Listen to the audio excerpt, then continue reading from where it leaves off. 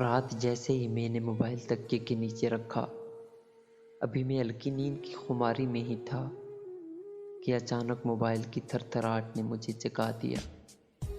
میں نے جیسے ہی موبائل نکال کے میسج سین کیا تو لکھا تھا، کیسے ہو تم؟ کیا اب بھی میری یاد آتی ہے تمہیں؟ یہ پڑھتے ہی وقت تھم سا گیا اور مجھ پہ سخت ستاری ہو گیا۔ میری آنکھوں سے بے ساختہ آنسو میری موبائل کی سکرین پہ جا گرے اور میری آنکھوں کے سامنے بیتے 4 سالوں کی یادوں کی فلم سی چلنے لگی۔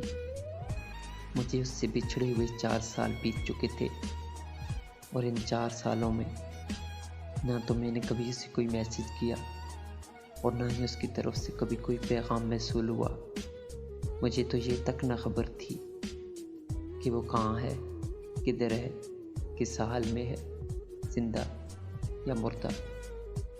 بہرحال میں نے خود کو ہمت دی اور موبائل کی سکرین سے آنسوؤں کو صاف کیا اور اسے رپلائی کے لیے کچھ لفظ لکھے، پھر مٹا دیے، پھر لکھے، پھر مٹا دیے۔ مجھے رات بھر وہ لفظ نہ ملے کہ میں اسے بتا سکتا کہ کیسا ہوں میں اس کے بغیر اور اس کی کتنی یاد آتی ہے۔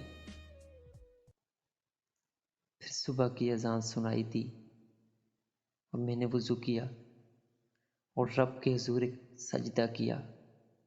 اس سجدے میں نہ تو کوئی دعا تھی نہ کوئی گلہ شکوہ، بس ایک لمبا سجدہ تھا۔ میری آنکھوں سے بے ساختہ آنسو تھے اور میں خاموش۔